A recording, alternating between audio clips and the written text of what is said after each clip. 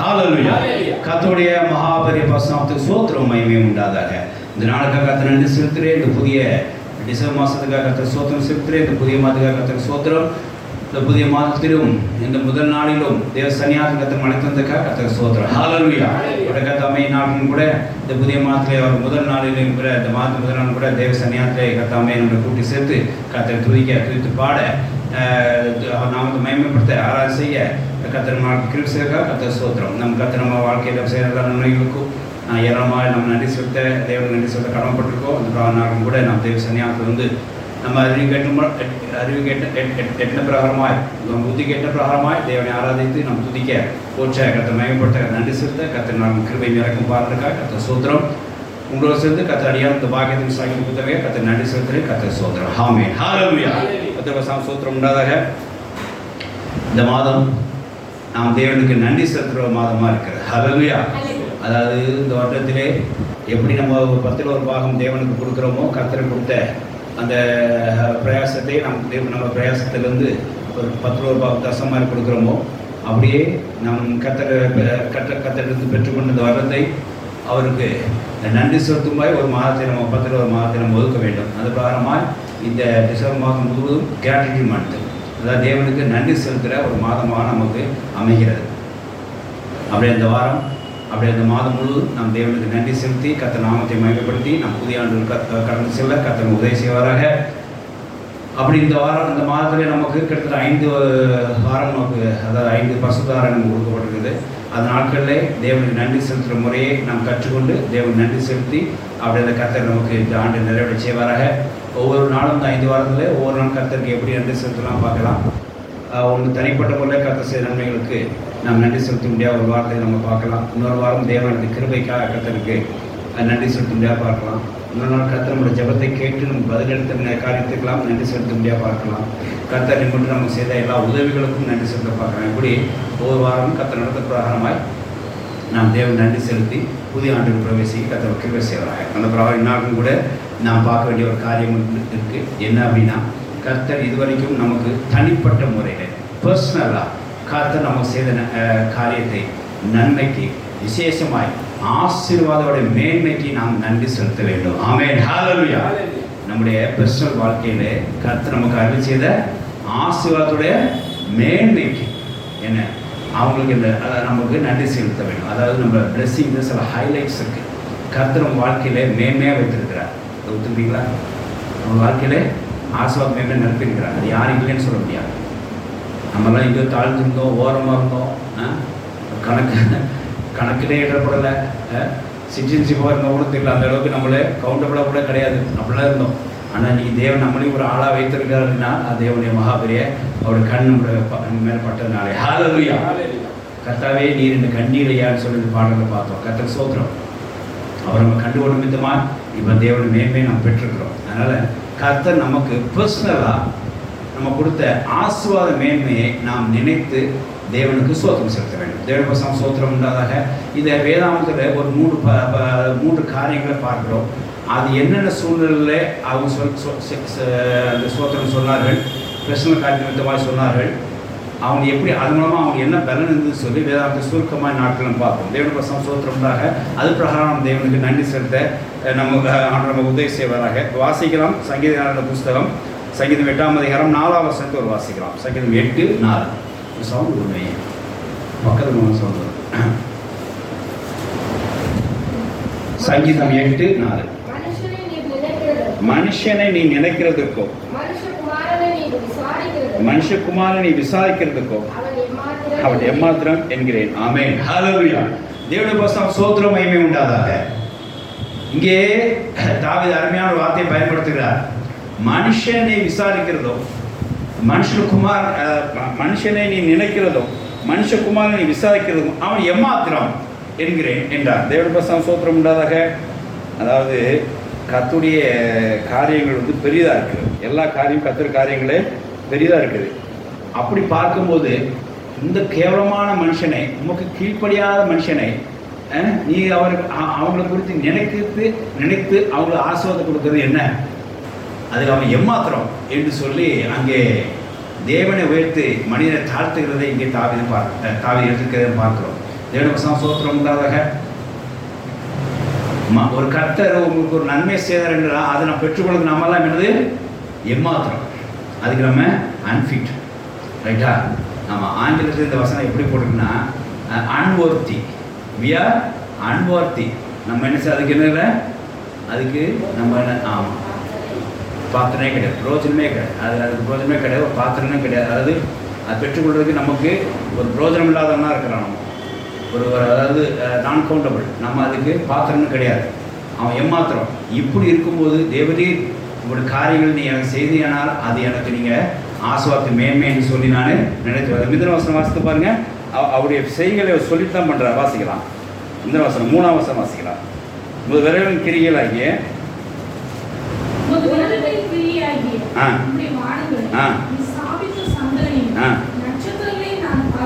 பாருங்க, விரலாலே என்ன ஸ்தாபிச்சாராம்? வானங்களை ஸ்தாபித்தாராம், என்ன சந்திரனை ஸ்தாபித்தாராம். அதை பார்த்துட்டு இந்த மனுஷனை போய் விசாரிக்கிறது ஐயா, இந்த மனுஷனை போய் நீங்கள் என்ன செய்றீங்க, என்ன நினைக்கிறீங்க, இவனுக்கு நினைத்தவங்க செய்கிறீங்களே அப்படின்னு சொல்லி அவனுக்கு ஒரு ஆச்சரியமாக இருக்குது. உங்களோட விரல் எவ்வளோ பெரிய காரியத்தை செய்திருக்கு. கரம் கூட சொல்கிறேன் எப்படி இருக்கு, தேவனுடைய விரல் அவ்வளோ பெரிய காரியத்தை செய்தான். இப்படி இருக்கும்போது அவனை நீங்கள் நினைத்து, மனுஷனை நீ நினைத்து அவனை கவுன்சில் பண்ணி, அவனை நீங்கள் உங்கள் தாட்ஸில் கொண்டு வந்து அவனுக்கு கவுன்சில் பண்ணி அவனுக்கு ஆசுவாத மேன்மையை நிரப்பினீரே, இது என்ன, இதெல்லாம் எம்மாத்திரம் ஐயா, மனுஷனை பெற்றுக்கொள்றீங்களா எம்மாத்திரம் என்று சொல்லி அவர் சொல்கிறார். அப்புறம் நீங்கள் இப்போ 5ஆம் வசனம் வாசிங்க.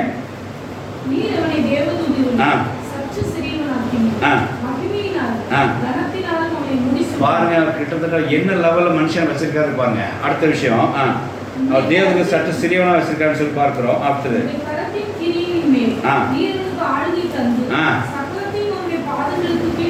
பாருங்க, அதாவது அவருக்கு அதாவது மனுஷனுக்கு இவரோட கரத்தின் கிரியைகள் எல்லாம் ஆண்டு கொள்ள முடியாது செஞ்சிருக்காரு கொடுத்து.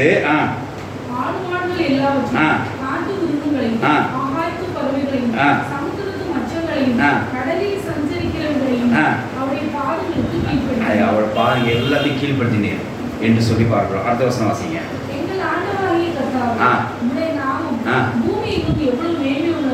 ஆமென், ஹல்லேலூயா. எங்கள் ஆண்டவராகிய கர்த்தாவே, உங்களுடைய நாம பூமியில எவ்வளோ மேன்மையாக இருக்கு பாருங்க. நீங்கள் எவ்வளோ பெரிய காரியத்தை செய்து கொண்டிருக்கிறீர், ஒரு விரலாத வானங்களை ஸ்தாபித்திருக்கிறீர்.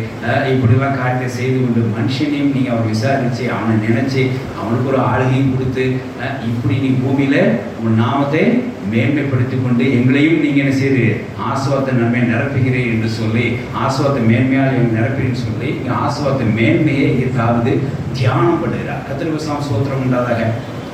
நம்முடைய கர்த்தர் நமக்கு ஆசுவாத்தை நிரப்பியிருக்கிறார். இந்த ஆசுவாதத்தை நாம் என்ன செய்ய வேண்டும், இந்த ஆசுவாத மேன்மையை நாம் என்ன செய்ய வேண்டும், தியானம் பண்ண வேண்டும். பர்சனல், இந்த இடத்துல நம்ம பார்க்குறோம் அப்படின்னா பர்சனலாக ஒவ்வொரு மனுஷனுக்கும் கர்த்தர் ஆசுவாதத்தை நிரப்பியிருக்கிறார். அந்த அந்த பர்சனலில் உள்ள அந்த பிளெஸ்ஸிங்ஸை, அந்த ஹைலைட்ஸை, அதாவது ஹைலைட்ஸ் ஆஃப் பிளெஸ்ஸிங்ஸை நீங்கள் என்ன செய்யணும், நினைவு கூற வேண்டும், தியானிக்க வேண்டும். எப்படி தியானிக்கணும்னா, எனக்கு இதை கொடுத்துருக்கீங்க ஆண்டவரே, ஆசுவாத்து மேன்மையை நான் அறியாத இருந்தனே, ஆனால் எனக்கு இவ்வளோ பெரிய கொடுத்துருக்கீங்களே, நான் இதை பெற்றுக்கொள்ள எம்மாத்திரம் ஆண்டவரே, எனக்கு இது செய்தீரே என்று சொல்லி நீங்கள் என்ன செய்ய வேண்டும், தியானித்து தேவனுக்கு நன்றி செலுத்த கடவுப்பட்டிருக்கிறோம். அந்த பிரகாரம் தான் இந்த முதல் நாட்கள், இந்த வாரத்தில், இந்த முதல், அதாவது கடைசி மாதத்துக்கு, அதாவது இந்த முதல் வாரத்திலே நாம் தியானிக்க போகிறோம். கர்த்தர் மட்டும் அவனுக்கு செய்த ஆசுவாத நன்மையை தியானித்து நன்றி சொல்ல பழகிக்கொள்வோம். ஹல்லேலூயா. இந்த ஆசுவாத நன்மையை பெற்றுக்கொள்ள நாமலாம் ஏமாத்திரம் தகுதி கிடையாது, அன்ஃபிட், அன்வொர்த்தி. ஆனால் இருந்த போதிலும் அந்த ஆசுவாத மேன்மையை நம்ம என்ன செய்கிறோம், பெற்றுக்கொண்டிருக்கிறோம். அதை தேவனுக்கு என்ன செய்யணும், நன்றி சொல்லணும். குடும்பமாக உள்ள சேர்ந்து வேற, சபையாக நன்றி செலுத்து வேற. இன்னைக்கு நம்ம பார்க்க போகிறது இன் பர்சன். உங்கள் பர்சனல் வாழ்க்கையில் கர்த்தர் உங்களுக்கு செய்த அந்த ஆசுவாத மேன்மையை நாம் தியானிக்க போகிறோம். ஹல்லேலூயா. தேவனுடைய பரிசுத்த ஸ்தோத்திரம் உண்டாதாக. சங்கீதம் 78 71 வாசிக்கலாம். சங்கீதம் 78 71.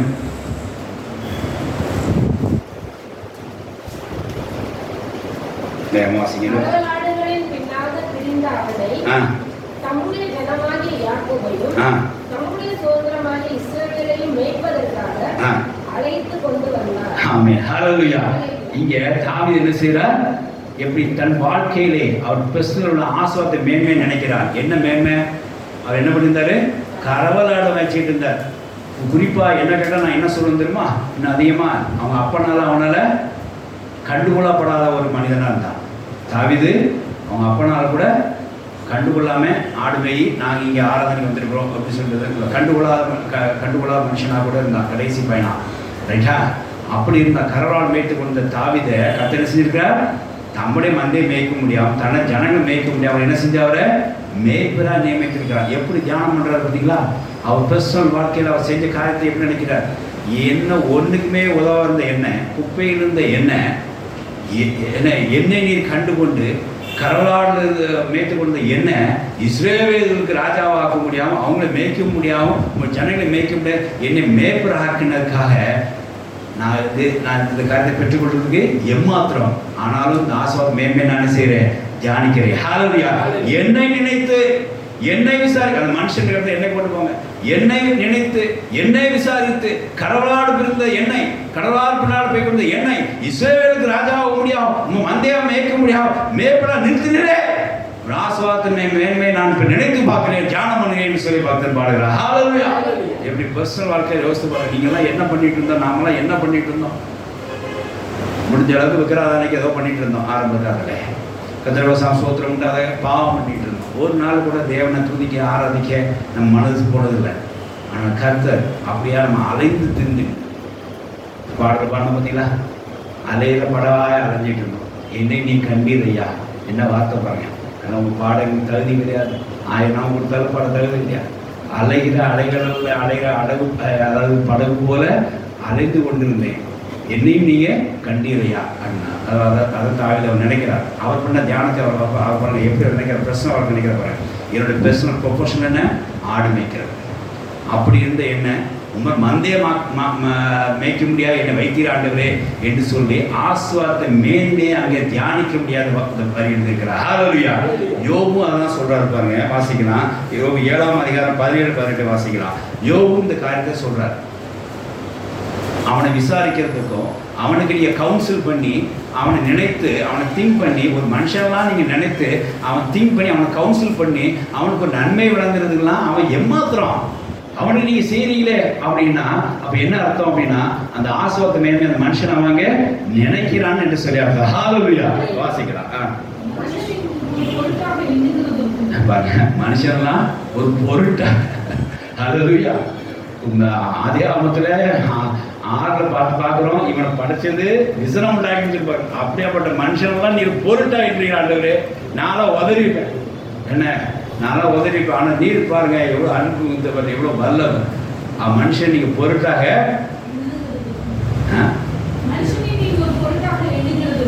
எண்ணுகிறதுக்கும் அவனுடைய சிந்தை அவனை நினைப்பதற்கு அவன் மேல ஒரு தாட்ஸ் வைப்பதற்கும் இது பாரு. காலதோறும் அவனை விசாரிச்சு என்ன பண்ண போற, இன்னைக்கு என்ன பண்ண போற, உன்னை எப்படி நடத்தணும் போனோம், என்ன சொல்ல வர, இன்னைக்கு என்ன விண்ணப்பம் கொண்டு வர, அப்படி காலைதோறும் அவனை விசாரித்து கவுன்சில் பண்றதுக்கும் அவனை டெஸ்ட் பண்ணி சோதிக்கினா இங்கே இந்த சோதனைக்காரன் பண்ற சோதனை இல்லை, டெஸ்டிங் தெரியுமில்ல, அந்த சோதனை ஒழுங்கா ஒர்க் பண்ணுதா, எல்லாம் ஆயிலா போட்டு ஒழுங்கா ஒர்க் பண்ணுதா, மிஷின் அந்த டெஸ்டிங் இது. ஆமாம், அந்த சோதனை செய்வதற்கும் அவன் ஏமாத்திரம்.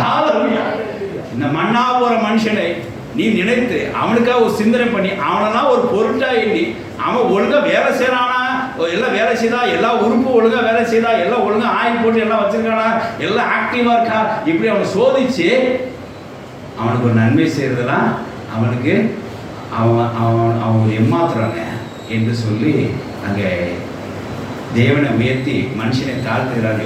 தேவ வசனம் சோத்திரம் உண்டார். உண்மையிலங்க நாம் தேவனிடத்தில் ஆசீர்வாதம் பெற்றுக்கொள்வதற்கு, நன்மை பெற்றுக்கொள்வதற்கு நாம் தகுதியில் ஆட்கள் தான், நாமெல்லாம் ஏமாத்திரம் தான்.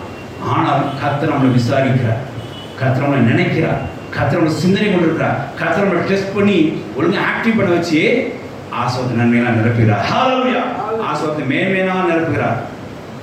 அவங்கள நம்ம என்ன செய்யணும், தேவனுக்கு நன்றி சொல்றது. ஒவ்வொரு நாளும் கர்த்தர் உங்களை ஒவ்வொரு நாளையும் உங்களுக்கு கர்த்தர் கற்றுக் கொடுத்தா வருகிறார். நீங்கள் மறந்துருக்கலாம் கற்றதை, ஆனால் கர்த்தர் நிச்சயமாக உங்களுக்கு அது என்னவாக வரும், ஒரு பாடத்தை தான் தேவன் டெய்லி உங்களுக்கு கற்றுக்கொண்டு வருகிறார். உங்களுக்கு டெஸ்ட் வைக்கிறாருன்னு என்ன அர்த்தம், டெஸ்ட் வைக்கிறாருன்னு என்ன அர்த்தம், நேற்று ஏதோ சொல்லி கொடுத்துருக்காருன்னு அர்த்தம். அதுதான் இன்னைக்கு டெஸ்ட். நாளைக்கு டெஸ்ட் வைக்க போகிறாருன்னு என்ன அர்த்தம், இன்னைக்கு ஏதோ சொல்லி கொடுக்க போகிறான்னு அர்த்தம். தேவனுக்கு ஸ்தோத்திரம் உண்டாதாக. ஒரு நாள்தோறும் காலைதோறும் அவனை விசாரித்து அவனை சோதித்து அறிந்து அவனை நீங்களாம் விசாரித்து நன்மை செய்கிறதுலாம் அவனை ஏமாத்துறாங்க. அதுக்கெல்லாம் அவன் ஏமாத்துறான். அவன் அதுக்கு பிரோஜனம் இல்லாத ஆள் மாதிரி தான் இருப்பான் அவன். ஆனாலும் அவனுக்காக நீங்கள் என்ன செய்கிற பிரோஜனப்படுத்த முடியாது செய்கிறீரே அப்படின்னு சொல்லி அங்கே தேவனை உயர்த்துகிறதை பார்க்க கர்த்தருக்கு ஸ்தோத்திரம் உண்டாதாக. ஆகையினாலே இங்கே நம்ம ஒரு காரியத்தை நினைக்க வேண்டும். இந்த நாளிலே கர்த்தர் நமக்கு இம்மட்டுமாய் பர்சனல் வாழ்க்கையிலே அவர் நமக்கு எவ்வளோ செய்திருக்கிறார், என்னென்னலாம் செய்திருக்காங்க, ஆசீர்வாதத்தின் மேன்மை, ஹைலைட்ஸ் ஆஃப் பிளெஸ்ஸிங்ஸை நாம் ஒரு விஷயம் நினைத்து தேவனுக்கு என்ன செய்யணும், நன்றி செலுத்த வேண்டும். நாம் அந்த ஆசீர்வாதம் பேருக்கு பாத்திரனே கிடையாது. நாம் அந்த ஆசீர்வாதத்தை பெற்றுக்கொள்றதுக்கு ஒரு ஃபிட்டே கிடையாது. இந்த ஆசீர்வாதத்தை பெற்றுக்கொள்றதுக்கு நம்மளாம் அன்வர்த்தி. இப்படி இருக்கும்போது கூட நம்மளையும் கர்த்தர் விசாரித்து நம்மளையும் கவுன்சில் பண்ணி நம்மளையும் டெஸ்ட் பண்ணி நம்மளையும் ஆக்டிவாக பண்ணி நமக்கு ஒரு ஆசீர்வாதத்தை நிரப்புறன்னு சொன்னால் நாம் தேவனுக்கு நன்றி செலுத்த கடமைப்பட்டிருக்கிறோம். கர்த்தருக்கு ஸ்தோத்திரம் உண்டாதாக. இந்த நாட்களிலே தேவன் நமக்கு பர்சனலாக சில காரியத்தை யோசித்துப்பாங்க. நம்ம எங்கெங்க எப்படி தெரிஞ்சோம், இன்றைக்கி எவ்வளோ குவாலிஃபைடாக இருக்கிறோம்.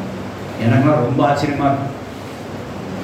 நம்மளாம் நான் அவர் சினிமாவில் அவ்வளோ பைத்தியமாக சுற்றி தெரிவேன். சினிமா காரியங்களுக்கு அவ்வளோ இடம் கொடுப்பேன் என் வாழ்க்கையில். இன்றைக்கி நம்ம பைபிள் எடுத்து நம்ம பிரசங்கம் பண்ணுறா பார்த்தா கர்த்தர் உண்மையிலே ரட்சகர். ஹல்லேலூயா, இயேசுவே ரட்சகர். ஹல்லேலூயா. ஏன்னா அவ்வளோ பெரிய பாவத்திலிருந்து அவ்வளோ சேற்றிலிருந்து கர்த்தருக்கு தூக்கி எடுத்துட்டாரே. கர்த்தருக்கு ஸ்தோத்திரம் உண்டாதாக. ஒவ்வொரு நாளும் நாம் நினச்சி தேவன் பிரசன வாழ்க்கையில் செய்த அவருடைய ஆசீர்வாத மேன்மையை நாம் தியானம் பண்ண வேண்டும், நினைக்க வேண்டும். எப்படி தேவன் நம்மளை நினைத்து நம்மளை விசாரித்து நம்மளை ஆசீர்வாத நன்மையாக நிரப்பினாரோ அதே நினைப்பு நாம் தேவனுக்கு இருக்க வேண்டும். நாம் தேவன் மேலே இருக்க வேண்டும். நாம் அதே கர்த்தர் இது வரைக்கும் நம்ம ஆசீர்வாத மேன்மை நிரப்பிக்கிறார் அப்படின்னு சொல்லி அவருடைய காரியத்தை நாம் தியானம் பண்ண வேண்டும். வாசிக்கலாம். சங்கீதம் 77:12 வாசிக்கலாம். சங்கீதம் 77:12 கொஞ்சம் வேகமாக வாசிங்க.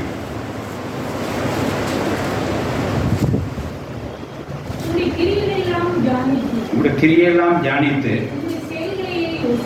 உங்களுடைய செய்களை யோசிப்பேன். ஆமென், ஹல்லேலூயா. தேவனுக்கு ஸ்தோத்திரம் உண்டாதாக. உங்கள் கிரியையெல்லாம் நான் என்ன செய்வேன், தியானிப்பேன். உங்களுடைய செயல்களை நான் யோசிப்பேன். எனக்கு இவ்வளோ செஞ்சுக்க ஆண்டவரே, எனக்கு இவ்வளோவா செஞ்சீரே, இந்த வருஷத்துல எனக்கு இவ்வளோவா செஞ்சீரே, கடந்த வருஷத்திலோட இப்போ இவ்வளோ செஞ்சுருக்கு. அதெல்லாம் நம்ம என்ன செய்வேன், யோசிப்பேன், தியானம் பண்ணுவேன். கர்த்தருக்கு ஸ்தோத்திரம் உண்டாதாக. எனக்கு எம்மாத்திரம் நீங்கள் எனக்கு நன்மை செய்கிற எம்மாத்திரம் அப்படி எனக்கு உங்களோட கிரிகளை செஞ்ச நான் தியானிப்பேன். எனக்கு நீ செய்த கரங்கள் கிரிகளை நான் செய்ய தியானிப்பேன், யோசிப்பேன் என்று சொல்லி பார்த்தேன் பாடுகிறார். கர்த்தருக்கு ஸ்தோத்திரம் உண்டாதாக.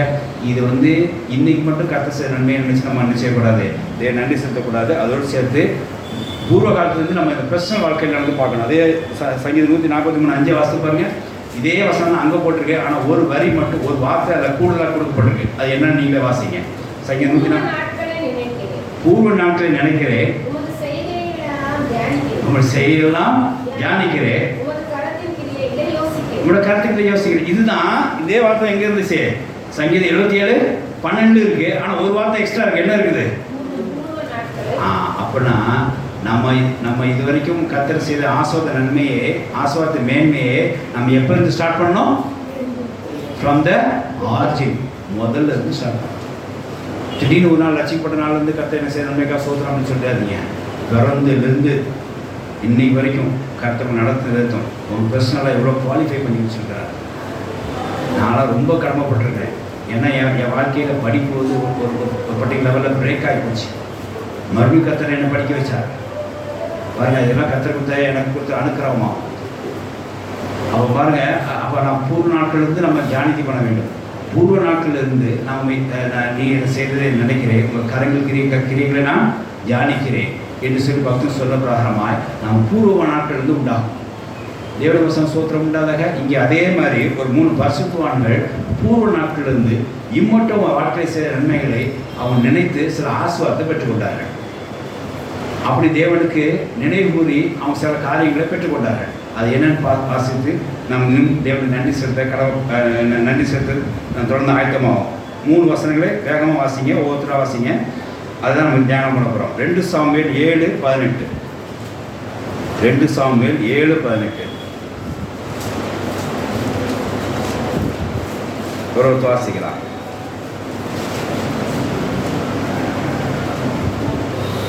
அப்பொழுது தாவீது ராஜா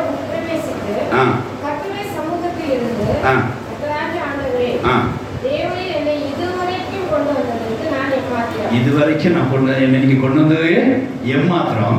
வீடும் ஏமாத்திரம். என் வீடும் ஏமாத்திரம். எப்படி தாழ்த்துறாரு பார்த்தீங்களா?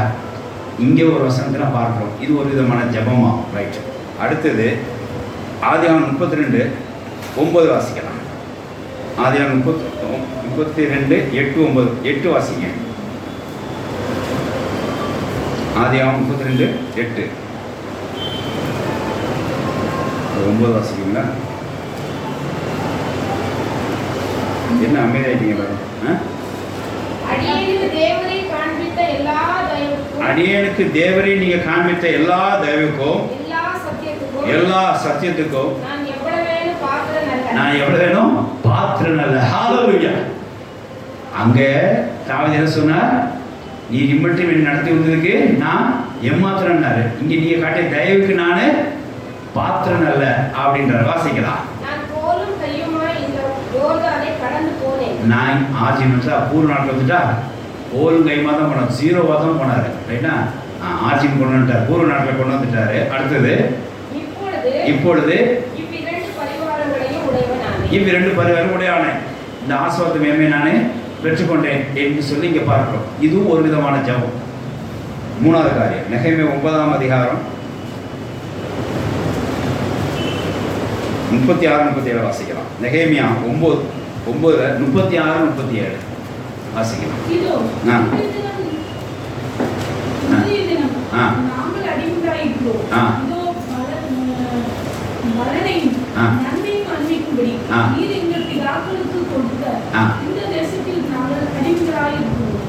பாருங்க, நீங்க எங்களுக்கு இந்த ஆசீர்வாதத்தை கொடுத்துட்டீங்க. ஆனா இங்க நாங்க என்ன இருக்கிறோம்?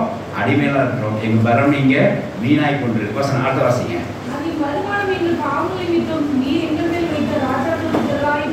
அந்த வருமானம் எல்லாம் எங்க போகுது? ராஜாக்கள் தான் போகுது. நாங்க அனுபவிக்க முடியல.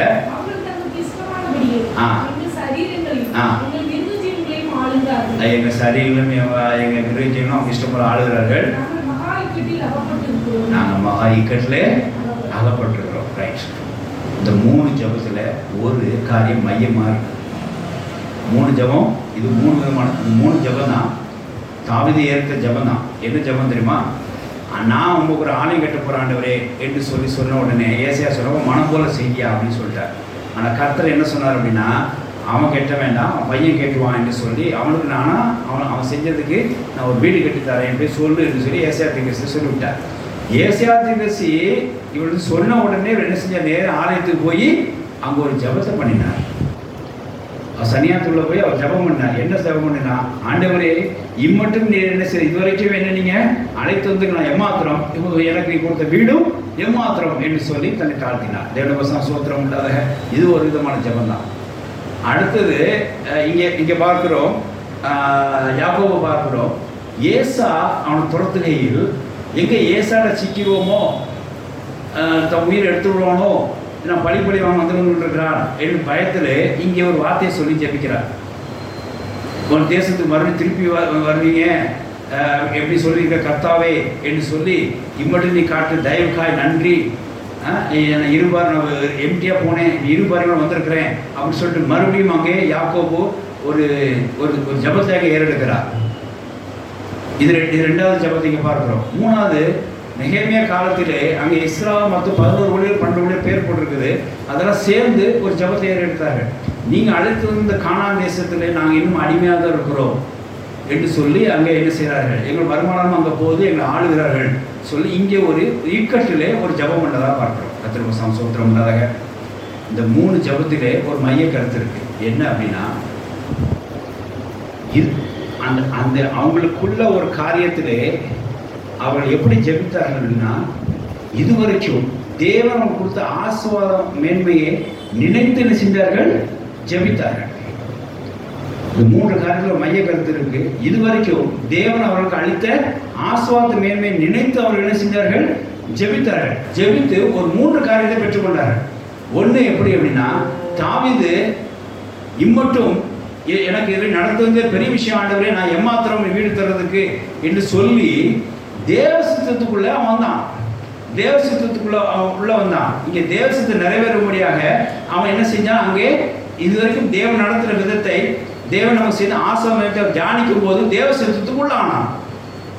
ரெண்டாவது யாக்கோபு ஏசாட்டு போராட்டம் வர நேரத்தில் அங்க என்ன செஞ்சான்? அவன் தன்னை இதுவரைக்கும் அவன் நடத்துகிற விதத்தை, இதுவரைக்கும் ஆசீர்வாதம் பெற்றுக்கொண்ட ஆசீர்வாத மேன்மையை அவர் அங்கே தியானித்து சொல்லி அந்த ஏசாவு போராட்டத்திலிருந்து அவன் தப்பித்து கொண்டான். மூணாவது, நெகேமியா காலத்திலே அந்த இருந்த ஊழியர்கள் சிறையில் தப்பினவர்கள் அங்கே ஆராதனை செய்து முடித்த உடனே பாவரிக்கை பண்ணி ஜபம் ஏறெடுக்கிறார்கள். ஜபம் ஏறெடுக்கும் போது இக்கட்டிலிருந்து எங்களை விடுவிக்க வேண்டும் என்று சொல்லி அவர் என்ன செய்தார்கள்? ஜபம் பண்ணார்கள். இந்த ஜபம் இங்கே தான் விண்ணப்பம் வருது. ஆக்சுவலா இந்த இடத்துல இங்கே தான் விண்ணப்பம் வருது. ஆனால் 31 பார்த்தோம் அப்படின்னா, அது 5-6 எடுத்து பார்த்தோம் அப்படின்னா அது ஒரு பெரிய ஜபமாக இருக்குது. கர்த்தர் வசனம் சோத்திரம் நம்ம 3ஆவது பகுதி வரும். இந்த 3 வசனத்திலே, இந்த 3 ஜபத்தில் ஒரு மையப்பொருளுக்கு என்ன அப்படின்னா, இதுவரைக்கும் அவர்களுக்கு தேவன் அளித்த ஆசீர்வாத மேன்மையை அவங்க தியானித்து ஒரு காரியத்திலே ஆசீர்வாதம் பெற்றார்கள், ஒரு காரியத்திலே விடுதலை பெற்றார்கள், ஒரு காரியத்திலே போராட்டத்திலிருந்து அவங்க நீக்கப்பட்டார்கள், ஒரு காரியத்தில் அங்கே அடிமைத்தத்திலிருந்து அவங்க வெளியே வந்தார்கள். ஜெடமசம் சோத்திரம் உண்டாதாக. அப்போ இதில் என்ன தெரியுது அப்படின்னா, இந்த 3லையுமே ஒவ்வொரு சூழ்நிலை தான் இந்த ஜபத்தை ஏறெடுத்தாங்க. நீங்கள் ஃபர்ஸ்ட் நம்ம சூழ்நிலை பார்க்குறோம். என்ன அப்படின்னா, அதாவது அவங்க இந்த மாதிரி தியானம் பண்ணுறதை கர்த்தர் இது வரைக்கும் நமக்கு அளித்த ஆசீர்வாத மேன்மையே அவங்க தியானம் எப்போ பண்ண போனாங்க? சும்மா ரொம்ப பண்ணலை. அவங்க எப்போ பண்ணாங்க தெரியுமா? அவங்க நெகேமியாவும் அவங்க மற்ற ஜனங்களும் இக்கட்டில் தான் செஞ்சாங்க. அவங்க தியானம் பண்ண போனாங்க. எப்படி தியானம் பண்ண அப்படி சொல்கிறேன். அப்போ தான் ஆசீர்வாத மேன்மையை பற்றி அவங்க நினைச்சார்கள். யாக்கோபு எப்படி நினைச்சாரு? ஏசா வழியா போராட்டம் வரும்போது தான் அவர் கொடுத்த ஆசீர்வாத மேன்மை அவனை செஞ்சார். அவர் பூர்வ காலத்தில் நினைச்சு அவர் என்ன செய்யறாங்க? அவர் ஜெபம் பண்ணினார். தாவீது தான் நினைச்சது நடக்கல, அதனால எனக்கு வருத்தம் இல்லை, ஆனா என் வாழ்க்கையில தேவ நினைச்சு நடக்குதுங்கிற சந்தோஷத்துல ஒரு ஆசீர்வாதம் வர முடியாது, தேவ சித்தத்துக்குள்ள வரும்படியாக அவர் என்ன செஞ்சார்? இந்த ஜபத்தை ஏறெடுத்தார். ஹalleluya. அப்ப பாருங்க, 3 காரியங்களும் இங்க பார்க்கிறோம். இது என்ன தெரியுதுன்னா, நான் என்ன கற்றுக்கொண்டது தெரியுமா? வசனத்து மூலமா நாம ஒரு போராட்ட வேலை வருது அப்படின்னா நம்ம என்ன செய்யணும்? இது வரைக்கும் கர்த்தர் கழித்த ஆசை மேன்மை நம்ம என்ன செய்யணும்? தியானம் பண்ணணும்னு சொல்லி அர்த்தம் என்று சொல்லி அர்த்தம். அதாவது இப்படி கூட வச்சுக்கோங்களேன், உங்களுக்கு ஏன் போராட்டம் வருது அப்படின்னு ஒரு மார்க் கொஸ்டின் கேட்டால் என்னன்னா, நீங்கள் இது வரைக்கும் கொடுத்த ஆசை மேன்மை நீங்கள் என்ன செய்யறீங்க? தியானம் பண்ணுறதுக்காக வருது. எப்பவுமே கரண்ட் போச்சுன்னா அந்த இன்வெர்ட்டருடைய வேலை எங்களுக்கு அவங்க கற்றுக்கணும்னு போன வர ஒரு இன்வெர்ட்டர் வீட்டில் வாங்கியிருக்கிறோம். இதோட மகிமை அது எப்போ தெரியுது அப்படின்னா, கரண்ட் போகும்போது தான் தெரியும். என்ன, நாங்கள் ஆரம்பத்தில் 10 கிலோ பிறந்தப்போ நான் ஒரு இன்வெர்ட்டர் வாங்கினோம். அப்புறம் 7 வருஷத்தில் அது முடிஞ்சு விட்டுட்டோம். அப்புறம் கஷ்டப்பட்ட காலத்தில் இன்வெர்ட்டர் வாங்கலை. அப்புறம் கரண்ட் வரப்பெல்லாம் கஷ்டப்பட்டோம். ஒரு சாட்டர்டே நைட்டு கரண்ட் போயிட்டு, விடிய கரண்ட் போயிட்டு ரொம்ப கஷ்டப்பட்டோம். வர 6 மணிக்கு வருது, பெரிய போராட்டம். அப்போ நினச்சேன், சரி இன்வெர்ட்டர் வாங்கினாங்க. அப்போ தான் எனக்கு புரிஞ்சுது, இதுக்கு முன்னாடி கர்த்தரை கொடுத்த ஆசை மேன்மையான புரிஞ்சுது. இன்வெர்ட்டர் கொடுத்த காலத்தில் நம்ம எப்படி சுகிச்சிருந்தோம். அப்போது நம்ம ஒரு பெரிய தப்பு பண்ணிட்டோம். ஆசுவா மேன்மைக்காக நம்ம என்ன தேவனை நம்ம நினைக்கல, சோத்திரம் சொல்ல, தியானிக்கலை. அதனால இப்போ இன்வெர்ட்டர் கிடைக்கல. அப்படி தான் நினச்சேன். அடுத்த வாரம் எங்கள் வீட்டில் இன்வெர்ட்டர் வந்துருச்சு. ஹalleluya. அதான் அப்போ நான் புரிஞ்சுக்கணும், ஆண்டவரே இதை சபை நல்லா அறிவிப்பேன், இதில் சபை நல்லா அறிவிப்பேன். இது வரைக்கும் கர்த்தர் நம்ம கொடுத்த ஆசுவா மேன்மையை நாம் தியானம் பண்ணாதனால தான் நமக்கு என்ன வருது? போராட்டம் வருது. யாக்கோபு அப்படி வந்துச்சு. அவன் வெறுட்டியாக போனான், மறுபடியும் இவ்வளோ பெரிய பரிவாரோட திரும்பி வந்திருக்கிறான். அவன் நேரம் எங்கே போயிருக்கிறோம்? என்ன இடம் பார்த்து புத்துல அந்த பேர் காரில் அங்கே போய் அவன் என்ன செய்யணும்? சோத்திரம் சொல்லியிருக்கணும். அவன் சொல்லலை. ஏசா அவன் கிளம்பி போராட்டம் வந்தான். ஆண்டவரே என்ன சொல்லியிருக்க கர்த்தாவே, நான் பத்திரமா கூட்டு சொன்னீங்களா கர்த்தாவே அப்படின்னு ஜெபம் பண்ண ஆரம்பிச்சிட்டார். சொல்லுமே ஜெபம் எப்படி சொல்லி ஜெபம் பண்ணாரு? பூர்வ காலத்தில் நினைச்சே பண்ணார். நான் இன்னைக்கு 20 வருஷமாக போனேன், 20 வருஷத்தில் எனக்கு 2 பரிவாரம் கொடுத்தீங்க, நான் எம்டியாக போனேன் அப்படின்னு சொல்லி அவர் என்ன செய்யாராங்க பண்ணார். ஃபஸ்ட்டு தாவீது தான் நினைச்ச காரியம் நடக்கலை, இருந்தாலும் தேவசித்த வாழ்க்கை நடக்குது அப்படி ஒப்பு கொடுக்க முடியாது. தன்னை தாழ்த்தி என்ன செஞ்சார்? அவரை ஒரு ஜபம் ஏறெடுத்தா என்ன எடுத்தாருன்னா, இது வரைக்கும் நீங்கள் நடத்துனதெல்லாம் நடத்தி எனக்கு கொடுத்த ஆசீர்வாத மேன்மையெல்லாம் நான் ஏமாத்துறோம் அப்படின்னு தாழ்த்தினார்னு சொல்லி அவர் தேசத்துக்குள்ள ஆயிட்டார். இங்கே யாக்கோபு ஒரு போராட்டம் வரும்போது உடனே என்ன செய்யறார்? இது வரைக்கும் சில ஆசீர்வாத மேன்மையை அவர் காண்பித்து அங்கே அவர் போராட்டத்துக்கு அவர் விலகி வந்தார். நெகேமியா காலத்தில் என்ன நடந்தது அப்படின்னா, இதுவரைக்கும் நடந்த காரியத்தை அவன் சொல்லிட்டு தான் இப்போ இக்கட்டில் இருக்கோம், வெளியே வந்திருக்காங்க, எங்கள் வெளியே அனுப்புங்க ஆண்டவரே அப்படின்னு சொல்லி சொல்கிறான். கர்த்தர் பசாம் சோத்திரம் உண்டாக வேகமாக இருப்பான். கர்த்தர் பசாம் சோத்திரம் முதல்ல காரியத்தை பாருங்க. 2 சாமுவேல் 7:18 வாசிக்கலாம். நான் ஏன் இந்த 3 வருஷம் எடுத்துக்கொண்ட மையக்கத்தை சொல்லிட்டேன். இந்த 3லையும் கர்த்தர் அவங்க ஒரு சூழ்நிலையில அவங்களுக்கு ஆசவ மேன்மையை தியானிக்க வைக்கிறார். ஆசவ மேன்மை தியானிக்கிறதுக்கு 3 சூழ்நிலை காணப்படுது. தேவசத்துக்கு உள்ளாகிறதுக்கு நீங்கள் ஆசவ மேன்மையை நீங்கள் என்ன செய்யணும்? தியானம் பண்ண வேண்டும். ஒரு போராட்டத்துக்கு நீங்கள் நீக்கப்பட வேண்டும், போராட்டத்துக்கு நீங்கள் விடுதலை ஆகணும் அப்படின்னா நீங்கள் என்ன செய்யணும்? ஒரு தேவன் மட்டும் ஒரு பிரச்சனை அளித்த ஆசவ மேன்மையை நீங்கள் என்ன செய்யணும்? தியானிக்க வேண்டும். ஒரு அடிமைத்தனத்திலிருந்து ஒரு இக்கட்டிலிருந்து நீங்கள் விடுதலை ஆகணும் என்று சொன்னால் நீங்கள் என்ன செய்ய வேண்டும்? இதுவரைக்கும் உங்களுக்கு அளித்த பூர்வத்திலிருந்து கர்த்தர் இம்மட்டும் உங்களுக்கு அளித்த ஆசவ மேன்மை நீங்கள் என்ன செய்யணும்? தியானம் பண்ணணும். இந்த 3 நீங்கள் செய்தானால் நிச்சயமாக கர்த்தர் வாழ்க்கையில் அடுத்தபடி என்ன செய்வார்? அழைத்து கொண்டு போவார். ஆமென். ஹல்லேலூயா. வாசிங்க. இப்போ வாசிங்க. 2 சாமுவேல் 7:18 வாசிங்க. வேகமாக வாசிங்க. அவரது தாவீது ராஜா உட்பிரவேசித்து கர்த்தருடைய சமூகத்தில் இருந்து கர்த்தராகிய ஆண்டவரே வந்துட்டாரா? இப்போ ஏசாயா கேட்டோட தேவ சமூகத்துக்கு வந்துட்டார். தேவரீர் என்னை இதுவரைக்கும் கொண்டு வந்தது. இந்த பாருங்க, இந்த வார்த்தையா சொன்னேன். நீங்கள் தியானிக்கிறீங்க, இது அதாவது கர்த்தர் அளித்த ஆசவம் என்ன தியானிக்கிங்க அப்படின்னு சொல்லிட்டாக்கா அந்த இடத்துல என்ன வரணும்? அந்த இடத்துல எப்படி இந்த ஃபியூச்சர் டென்ஸில் வரும்போது என்ன வில் பி அப்படி வரணும், ஒரு கிராமர் இருக்கிற மாதிரி இந்த இடத்துல நம்ம ஆசவம் தியானிக்கணும் என்ன வரணும்? அந்த வேர்டு என்ன வரணும்? கிராமர் இது வரைக்கும் வரணும். ஹல்லேலூயா. இது வரைக்கும் வார்த்தை பயன்படுத்தினாலே நீங்கள் என்ன செஞ்சீங்க? அங்கே போயிட்டீங்க. இப்போ ஒரு வார்த்தை வரல, இங்கே என்ன வரல? இப்போ எனக்கு நன்மை செய்துன்னு வரல. இது வரைக்கும் என்ன நீ நடந்து வந்ததுக்கு ஏமாத்திரம், நீ கொடுக்க வீடும் எனக்கு ஏமாத்திரம், நான் தகுதி இல்லாம நான் பாத்திரனே கிடையாது அப்படின்றார். ஆனா நான் என்ன நினைச்சேன்? உமக்கு ஒரு வீடு கட்டுறதா நினைச்சேன், உமக்கு ஒரு ஆலயம் கட்டுறத நினைச்சேன். நான் நினைச்சேன் நடக்கல. ஆனால் நான் வருத்தப்படல ஆண்டவரே. ஏன்னா கடவுளாடு மேய்ச்சிருந்த என்ன விளவரீச ஜனங்களுக்கு நான் என்ன அனுசரிக்க இஸ்ரேல் ஜனங்களுக்கு என்ன வந்து மேய்ப்பராக வச்சிருக்கிறீரு. இதெல்லாம் நடந்துக்கு நான் ஏமாத்திரம். ஆனால் நீ கொடுக்குற வீடும் எனக்கு ஏமாத்திரம், அதுக்கு எனக்கு பாத்திரம் இல்லை அப்படின்னு தன்னை தாழ்த்துக்கிறார். அதை பாருங்க, இப்படி அவர் செஞ்சதுனால என்ன உண்டாயிட்டு இருப்பாங்க? ஒரு இடத்துல கூட ஆண்டவரே நான் உமக்கு வீட்டு கட்டுறேன்னு சொல்லி செய்யப்போனேன், நான் ஊழியம் செய்யணும்னு சொல்லி போனேன், இதே வேண்டாம் சொல்லிடு அப்படி வருத்தப்படலை. ஏன்னா நாம் நினச்சி நடக்காதுன்னு அவருக்கு நல்ல தெரியும். தேவனுடைய சோத்திரம் உண்டாதக. என்னைக்குமே நாம் நினைச்சது நாம் நடக்கலைன்னா சந்தோஷப்படுங்க. ஹல்லேலூயா. ஏன்னா நம்ம வாழ்க்கை நடக்க போது என்னவா இருக்க போது? தேவன் நினைச்சது தான் நடக்க போகுது. ஹல்லேலூயா. நான் அடிக்கடி சொல்ற வார்த்தை எல்லாத்தையும் தான். நாம நினைச்சது நம்ம நடக்கலைன்னா சந்தோஷப்படுங்க, கவலைப்படாதீங்க. ஏன்னா நம்ம வாழ்க்கையில் நடந்தது என்னவா இருக்கும்? தேவன் நினைச்சதா இருக்கும். ஹல்லேலூயா. நாம ஒரு ஆணை கட்ட போறோம்னு சொல்லி தாவீது நினைச்சான். ஆனா கர்த்தரோ நீ செய்யாத உன் பையனை வச்சு ஆலயத்தை கட்டுற, நான் உனக்கு நீ செஞ்ச பிரயாசத்துக்கு ஒரு வீடு கட்டி தரேன்னு சொல்லி கர்த்தர் சொன்னார். அப்படியே என்ன சொன்னா தெரியுமா? எப்படியுமே தேவ சித்தம் தான், தேவன் நினைச்சா நீ வாழ்க்கை நடைபெறுது அப்படின்னு சந்தோஷமான. இப்போ வாசிக்கலாம் 21 வாசிங்க. அதே வசனத்துல 21. உங்களை வாக்குத்தத்தம் நிமித்தமும் உங்களுடைய சித்தத்தின்படியே. ஹல்லேலூயா.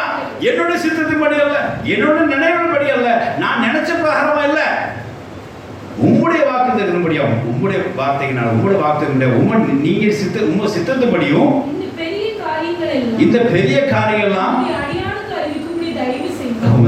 அறிவிக்க முடியாது. தயவு செய்து. ஹல்லேலூயா. பாருங்க என்ன அருமையா சொல்றாரு பாருங்க. உங்க வாக்குத்தத்து பிரகாரமாய் உங்க சித்தத்துப்படியா அவருக்கு என்ன சந்தோஷம் உண்டாயிட்டு தெரியுமா? நாம நினைச்சது நமக்கு நடக்கல. கர்த்தர் ஸ்தோத்திரம். ஹல்லேலூயா. ஆனா அதுக்கு மாறா என்ன நடந்தது?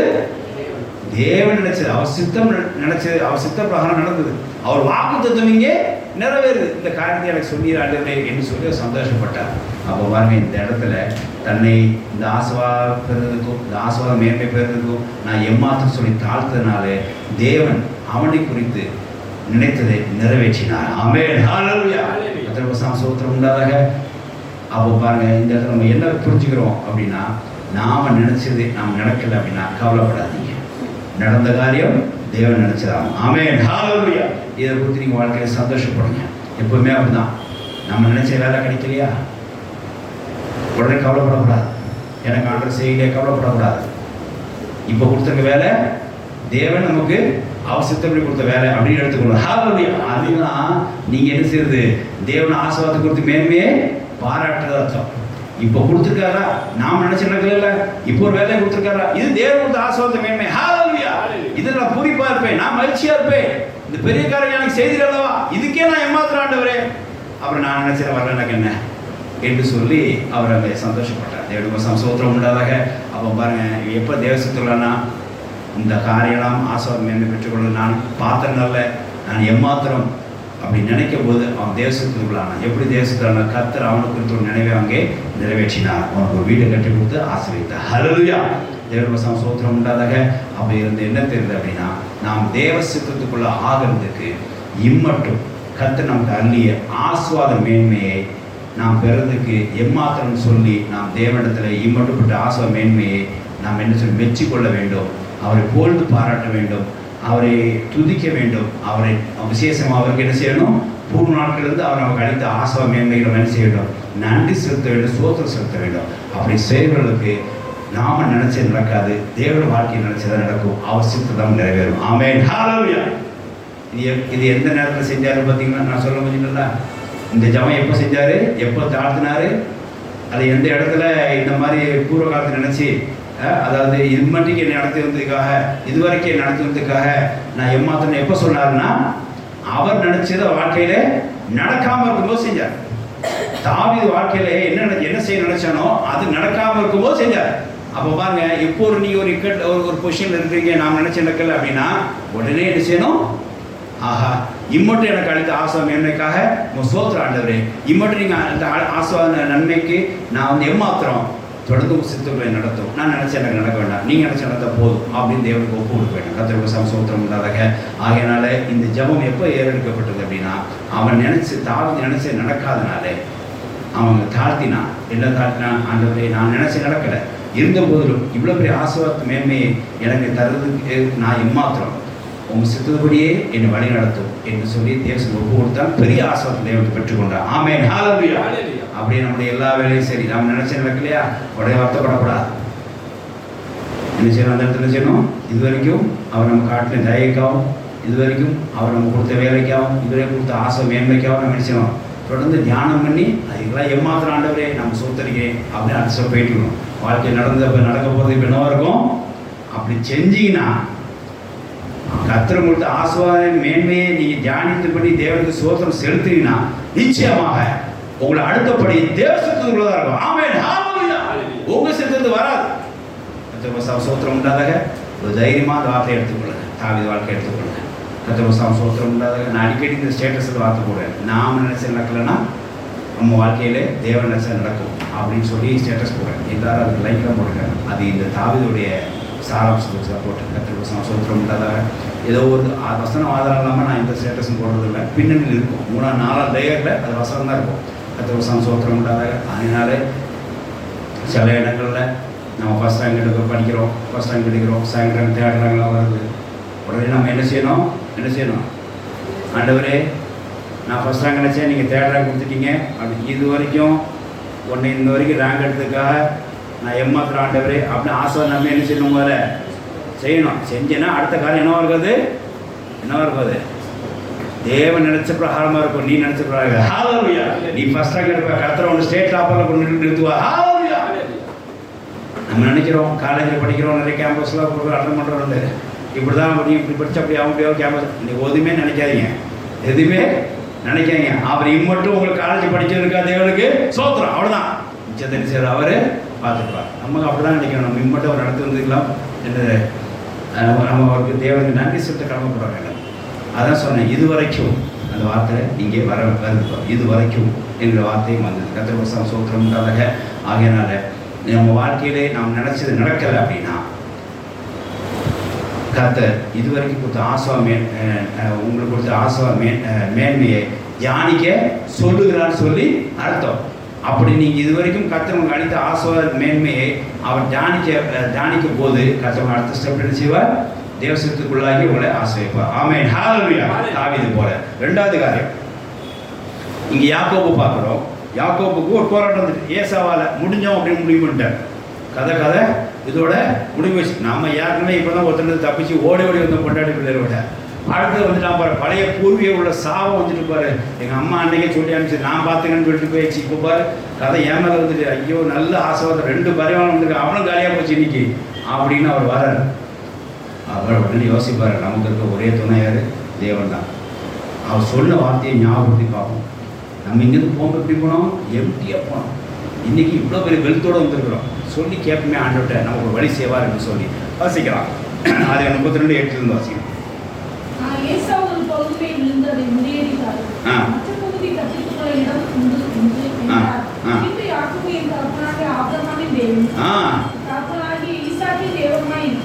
தேவரா இருக்கிறவரே, உன் தேசத்துக்கும் இனத்தாருக்கு திரும்பி போ, உனக்கு நன்மை செய்வேன் என்று சொல்லியிருக்கிற கர்த்தாவே. இப்போ பாருங்க, சில நேரத்தில் வாக்குத்தத்தை மறந்து போயிடும். ஆசீர்வாதம் மேன்மேலும் என்ன செஞ்சிடும்?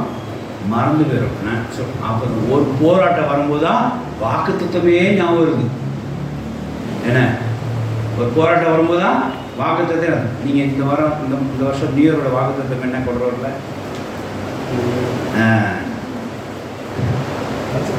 டைரி போடுறாரு.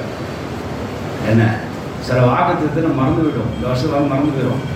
ஒரு போராட்டம் வரும் பாருங்க, ஆண்டவரே இந்த வருஷம் எனக்கு செய்யணும்னு சொன்னீங்க, ஆண்டவரே இந்த ஆண்டு இந்த தீமை பெற்றுக் கொள்ளணும், எனக்கு நன்மை செய்யணும்னு சொல்லி அப்போ தான் வாக்குத்தத்தை நினைவு கூறுறார். சொல்லிட்டு சொல்கிறாரு, தியானம் பண்ணுற பூர்வ காலத்தில் உள்ள காரணம். பூர்வனா அவர் வாழ்க்கையில், அவர் பிரச்சனை வாழ்க்கையில் செய்ய நன்மையை வாசிக்கலாம். அடியேனுக்கு தேவரை காண்பி. இந்த வார்த்தை இங்கிலீஷ் எப்படி பார்த்துருமா? The kindness that you have shown to me. அப்போ என்ன அர்த்தம்? இது வரைக்கும் நீங்கள் எனக்கு காட்டின அந்த இது வரைக்கும் வார்த்தை இங்கிலீஷில் தெளிவாக உங்களுக்கு புரியும். இந்த இது வரைக்கும் வார்த்தை ஏற்கனவே எப்போ வந்துச்சு? தாவீதுக்கு வந்துச்சு. இதில் இன்னும் வரல, இதில் இன்னும் வரல. ஆனால் இது வரலையே, ஐயா ஒப்பிட்டியான்னு சொல்கிறேன் நினைக்காதீங்க. இங்கிலீஷில் படிச்சு பாருங்க. The kindness that you have shown me. ஆனால் அப்போ நான் வந்து வெறுமையாக போனேன், உங்கள் தயவை எனக்கு நீங்கள் காட்டினீங்க. வாசிக்கலாம். எல்லா சத்தியத்துக்கும், எல்லா ஃபேக்ட் அண்ட் ட்ரூத்துக்கும் வந்துச்சா? பாத்திரம் நல்ல எம்மாத்திரம் அப்படின்னு என்ன சொல்லிட்டாரு? க்ளீனாக சொல்லிட்டார். எப்போ சொல்கிறாரு? அதிகார ஜபத்தை சொல்லலை, ஃபாஸ்டிங் பேரில் சொல்லலை. எப்போ சொன்னார்? போராட்டம் வரும்போது ஒரு வாக்குத்தத்தம் இருந்து ஞாபகம் வருது. ஆஹா, நம்ம எவ்வளோ ரிமைண்டில் போயிட்டு எல்லாம் பண்ணிவிட்டோம், முடிஞ்ச போல இருக்குன்ட்டு. ஆமாம், அப்போ பாருங்க, நம்ம வாழ்க்கையில் சில போராட்டம் எதுக்கு வருது தெரியுமா? கர்த்தர் கொடுத்த ஆசீர்வாத நன்மை மேன்மையை நாம் தியானிக்க முடியாது வருது. ஹல்லேலூயா. நம்ம வாழ்க்கையில் வர்ற போராட்டம் எதுக்கு வருதுன்னா, கர்த்தர் நம்ம கொடுத்த ஆசீர்வாத மேன்மையை நாம் மறக்கும் போது அதை நினைவுபடுத்த முடியாது, தியானம் பண்ண முடியாது. மறுபடியும் ஆசீர்வாத மேன்மையை நாம் தியானம் பண்ண முடியாத போராட்டம் வருது. யாக்கோபு இன்னைக்கு அதான் வந்துச்சு. அவர் எம்டியா போனாரு, பெருத்தோட வந்தாரு அப்படின்றத விட்டுட்டார். பெத்தேல போய் அவர் என்ன செய்யணும்? சோத்திரம் சொல்றது அவரோட வேலை.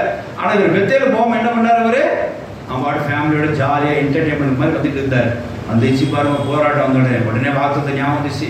கர்த்தர் இம்மோட்டு அழிச்சது ஆசீர்வாதம் மேன்மை ஞாபகம் வந்துச்சு. இம்மோட்டு நீங்கள் அழிச்சத காரியத்துக்கு நான் பாத்திரனே இல்லை ஞாபகம் வந்துச்சு. ஃபுல்லாக தியானம் பண்ணார். இப்போ ஏசா கைக்குன்னே விடிய மாட்டேன். வாசிக்கலாம். எம்டியா போனேன், வெறும் கோடும் கை தான் போனேன். 2 பரிவாரங்கள் 2 டென்ட் இருக்கிற அளவுக்கு எனக்கு வெல்த் கொடுத்துட்டீர், ஆசீர்வாதம் கொடுத்துருக்கு.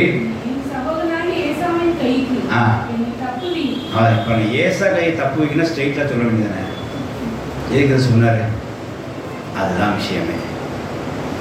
ஏசா கை தப்பி வேண்டது சத்துக்களை தொடர்ந்து வாங்க காப்பாற்றும் ஒரே சொல்ல கிடையாது. அவர் இது வரைக்கும் அழித்த பூர்வாட்கள் இப்போ வரைக்கும் அழித்த என்ன செய்கிறார்? ஆசீர்வாத நன்மையை என்ன செய்கிறார்? தியானித்து சொன்னார். என்ன சொன்னார்? நான் எம்டியாக போனேன், 2 பரிவர்த்தனை வந்திருக்கிறேன், இப்போ ஏசா கையிலே விடுவீங்க. அப்புறம் வாசிக்கலாம்.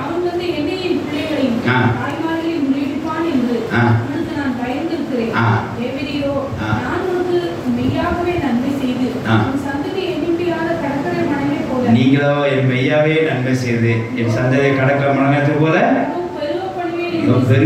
பெருகப்படுவேன்னு சொல்லிடாண்டவரே என்று சொல்லி சொல்றார். பாருங்க, கர்த்தர் பாருங்க, ஏசா கையில இருந்து யாக்கோபை விடுவித்தார். ஹல்லேலூயா. நீங்க ஆசீர்வாத மேன்மையை நீங்க மறக்கும் போது, வாக்குத்தத்தின் மேன்மையை மறக்கும் போது, கர்த்தர் போராட்டம் அனுமதித்து தான் அவங்க என்ன செய்வார்? அதை நினைவுபடுத்தி அந்த ஆசீர்வாத தியானம் பண்ண வைப்பார். அப்படி செய்யும் போது தான் அந்த போராட்டம் செய்யும் நீங்கும். மற்றபடி சில காரியங்கள் எந்த போராட்டம் சேர்ந்து நீங்க தேவசம் சோத்திரம் உண்டாக. இம்மட்டும் கர்த்தர் உங்களுக்கு ஆசை நன்மை மேன்மை நினைச்சுப்பாரு. நான் எதிர்பார்த்த சில விஷயங்கள் அடிக்கடி சொல்லுவேன், சில மார்க் கம்மியாக சொல்லுவேன். எப்போ சொல்ல தெரியுமா? போன மாதம் மார்க் எடுத்துடா, அதெல்லாம் உனக்கு என்ன அப்படின்னு சொல்ல மாட்டேன். நான் எப்போ சொல்லுங்கன்னு நான் உடனே ஃபஸ்ட் ஸ்டாண்டர்டு போயிடுவேன். ஃபஸ்ட் ஸ்டாண்டர்டில் நீ 9ஆம் ரேங்க் போய் கஷ்டப்பட்டடா, 7th ஸ்டாண்டர்டில் இப்போ கஷ்டப்பட்டேன், 5th ஸ்டாண்டர்டில் 5ஆம் ரேங்க்லேருந்து 1 மார்க் 2 மார்க்கில் 6ஆம் ரேங்க் போயிட்டு போடுமா, 2 மார்க்கில் 3ஆம் ரேங்க் போயிட்டுமா, 4ஆவது வந்துட்டோம்மா. ஒரு நாள் என்ன பண்ணால் 2 மார்க் எல்லாம் ஒரே மார்க்கு, அந்த தடவை 3 வந்துடும்ப்பா அப்படின்னா. கடைசி நான் 5வது 5th ஸ்டாண்டர்டில் பார்க்கும்போது 3ல் 2 பேர் இருக்காங்க. இவன் 5வது தாண்டி போட்டாங்க. அவன் நேரத்தை பாருங்க, 3 நாள் வந்தால 5. இப்படி அவனுக்கு பார்டர் லைனில் அந்த 5th வர முடியாமல் இருந்துச்சு. நான் இப்போ மார்க் கம்மியாக போச்சு, ஏதாவது 2 ரேங்க் குறைஞ்சி போச்சு, அவனை சொல்ல வார்த்தை என்னதுன்னா, போன போட்டே நல்லா எடுத்துடல அப்படின்னு நான் சொல்ல மாட்டேன். உடனே பூர்வ நாட்களில் கத்தவங்களை செஞ்சு யோசித்து பார்த்தா சொல்லுவேன்.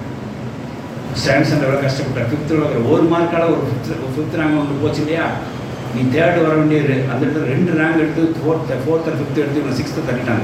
ஒரு மார்க்குனால இப்படி நிறைய கஷ்டப்பட்டு நான் பார்த்தேன். அதை தான் அவனை சொல்வேன், அதை யோசித்துப்பார். அப்படி கர்த்தர் அப்படி இருந்து அந்த காலத்துலாம் பிறகு நீ ஏமாத்திரம், அதுக்காக நீ பாத்திரமே இல்லை, இருந்தாலும் கர்த்தர் உனக்கு செய்ய வச்சிருக்கேன், அதை நினச்சிப்பாரு. ஆட்டோமேட்டிக்காக அடுத்த தடவை உனக்கு நல்ல ரேங்க் வரும் என்று சொல்லி அவனை திடப்படுத்துறேன். கர்த்தர் சோத்திரம் உண்டாதாக. சில காரியங்களில் நம்ம ஏதாவது ஃபிக்ஸ் ஆகிட்டோம், போராட்டம் ஆயிடுச்சு அப்படின்னா, பூர்வ காலத்துக்குள்ள கர்த்தர் நன்மையை என்ன செய்யுங்க, ஆசோத்தம் நன்மையை என்ன செய்யுங்க, ஜானிங்க. அது ஜானிக்க தான் அந்த போராட்டம் வருங்க, முதல்ல சிந்தித்து கொடுங்க. அப்படி செய்யும் போது இப்போ காலங்களுக்கு போராட்டம் என்ன செய்யும், விலகிவிடும். கர்த்தர் சோத்திரம் உண்டாதாக. அதனால் புதிய வருஷத்தில் போயிருக்கிறோம். இது வரைக்கும் கர்த்தர் நம்ம கழித்து ஆசுவா மேன்மை நாம் தியானிப்போம், போராட்டத்துக்கு விலகி இருப்போம். ஆமென், ஹல்லேலூயா. கர்த்தர் சோத்திரம் உண்டாக. 3வது காரியம், நெகேமியா 9ஆம் அதிகாரம் 36 37 வேகமாக வச்சுப்போம் வாங்க.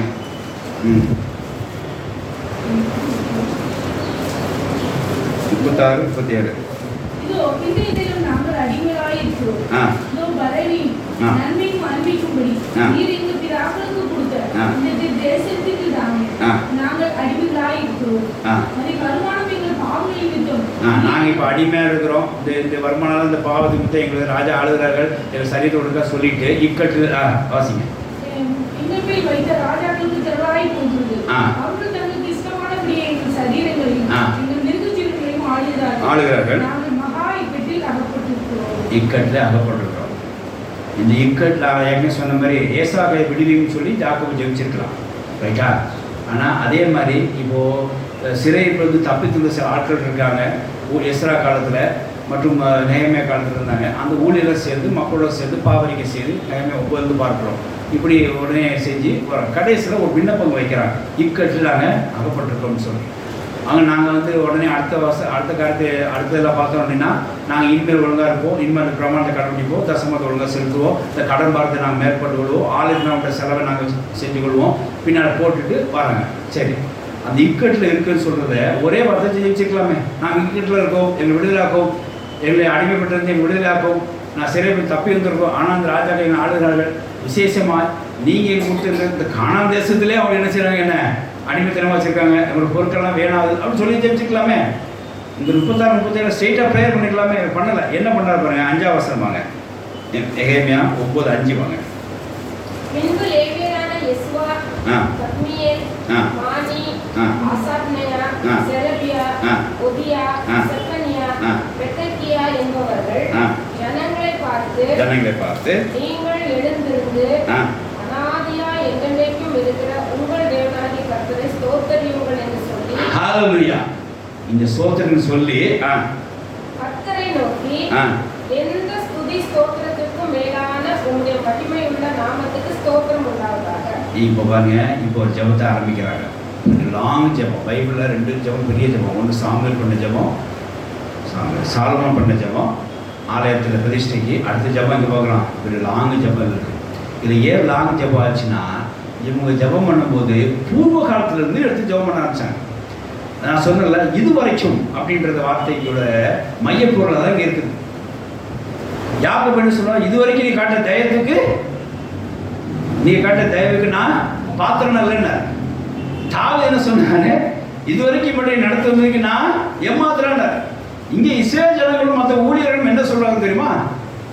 அந்த வார்த்தை ஸ்ட்ரெயிட்டாக சொல்லாமல் ஒரு பெரிய ப்ரீஃபாக கொண்ட ஆர்ஜின்றது ஆரம்பிக்கிறார். எப்படி ஆரம்பிக்கிறார் பாருங்க, வசனம் வாசிக்கலாம். நீ ஒருவேளை கத்துறன்னு சொல்லி ஃபர்ஸ்ட் அவங்கள புகழ்ந்து பாடுறாங்க. 7ஆம் வசனம் வாசிங்க. புகழ்ந்து ஜெபம் பண்றாங்க. அடுத்து 7ஆம் வசனம். ஆபிரகாமை தெரிந்து கொண்டு அவனை ஊரின் கல்தேரின் பட்டணத்திலிருந்து புறப்பட பண்ணி அவனுக்கு ஆபிரகாம் என்னும் பெயரிட்டு தேவனாய் கர்த்தர் நீ. பாருங்க, இங்க எதுக்கு ஆபிரகாமை கொண்டு வந்தாங்க? ஆர்ஜின். இங்க தான் அழைப்பு ஆரம்பம். இஸ்ரவேல் ஜனங்களோட அழைப்பு எங்கே ஆரம்பிக்குது? ஆக்சுவலாக எகிப்தில் உள்ள மோசே ஏற்படுத்தல, ஆபிரகாம்லேருந்து ஆரம்பிக்குது. ஸோ ஆபிரகாமை இழுக்கிறாங்க. அடுத்த வாசிய பாருங்க. இப்போ 9ஆம் வசனம் வாசிங்க. ஆபிரகாம் இழுக்கிறான். பாட்பட்ட சொல்றேன். ஆபிரகாம் இழுக்கிறாங்க. அடுத்தது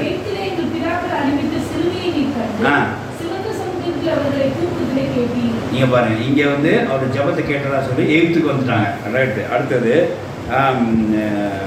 11 வாசிங்க.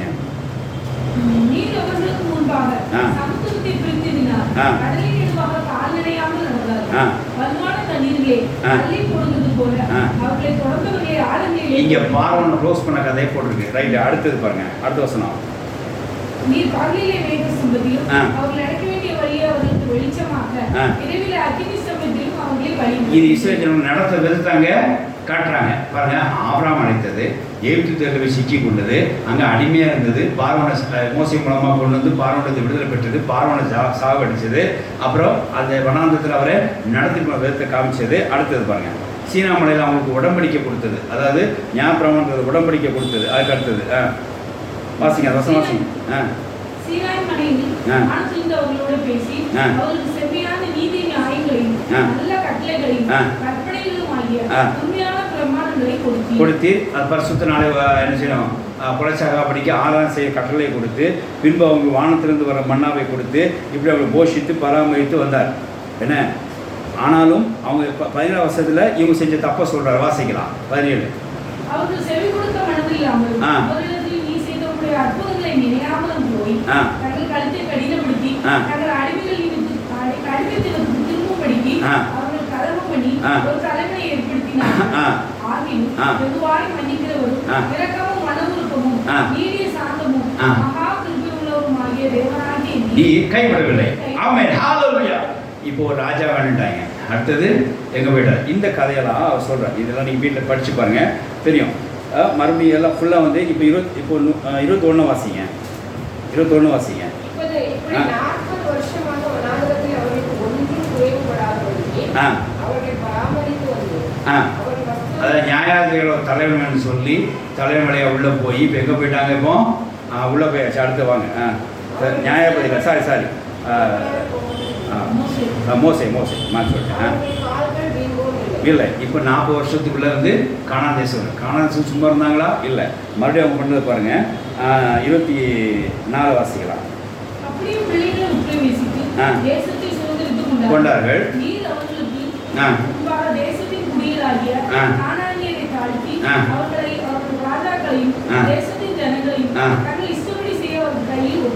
இப்போ டார்கெட் அச்சீவ்டு. இப்போ பாருங்க. அடுத்தது 28, 26.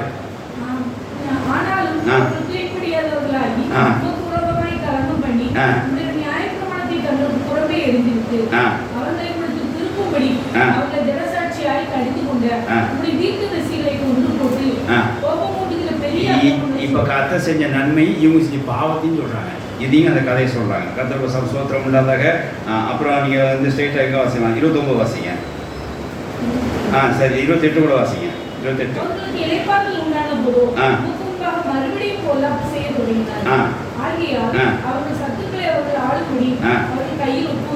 பாபிலோன் மேல போயிட்டாங்க.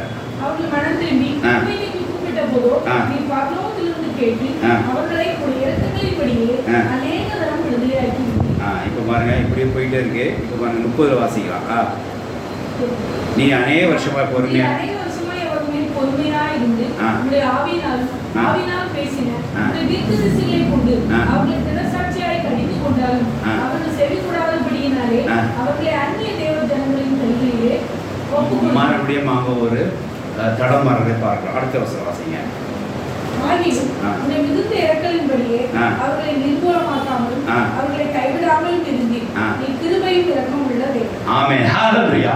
இங்க பாருங்க, எங்க ஆரம்பிச்சு? ஆபிரகாம் தான் ஆரம்பிச்சு எகிப்துக்கு போய் என்ன அவங்க பண்ண சேட்டையெல்லாம் சொல்லி அவங்க கத்தர் மன்னித்தையும் சொல்லி அவங்க வடிகட்டுற விதத்தையும் சொல்லி அவங்க போஷித்த விதத்தையும் சொல்லி அவங்களுக்குள்ள நன்மையை சொல்லி தேசம் சொன்னதுக்கப்புறம் இவங்க எப்போல்லாம் வணங்காக்கத்தோடு இருந்தாங்க கீழ்ப்படியாக இருந்தாங்க மறுபடியும் சிறையிருப்பு கொடுத்து எல்லாம் பண்ணி அவங்க காரியத்தை சொல்லி முடிச்ச உடனே இப்போ வருது பாருங்க வசனம் வாசிக்கலாம் 32 வாசிங்க. இப்பொழுதும் ரைட் நவ் வந்துட்டா இப்போ பாருங்க இப்போ மறுபடியும் இப்போ தான் இவங்க காரியத்தை ஆரம்பிக்கிறாங்க. நான் என்ன கேட்குறேன், நான் என்ன சொல்ல வரேன்னா இந்த 31 வரைக்கும் என்ன 5லேருந்து 31 வரைக்கும் என்ன நடந்தது? பூர்வ காலங்களில் கத்திரம் கொடுத்த ஆசை மேன்மை நினைச்சிருக்காங்க தானிச்சாங்க. இது வரைக்கும் இப்பொழுது வந்துச்சு. அப்போ என்ன அர்த்தம்? இது வரைக்கும் அவங்க ஆசை மேன்மையாக வச்சாங்க, தானிச்சாங்க.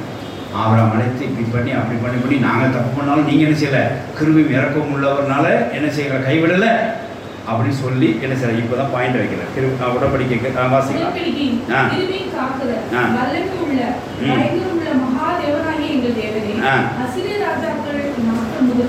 கொண்டு இந்நாள் வரைக்கும் நாங்கள் சிக்கி கொண்ட அசீரியர் கொண்டு இந்நாள் வரைக்கும் எங்களுக்கும்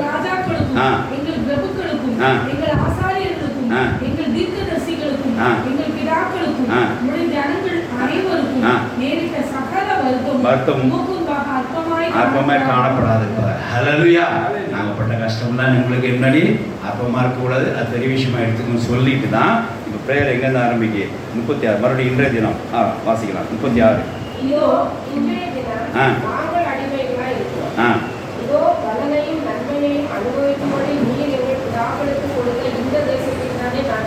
அடிமையாக இருக்கிறோம் பாருங்க.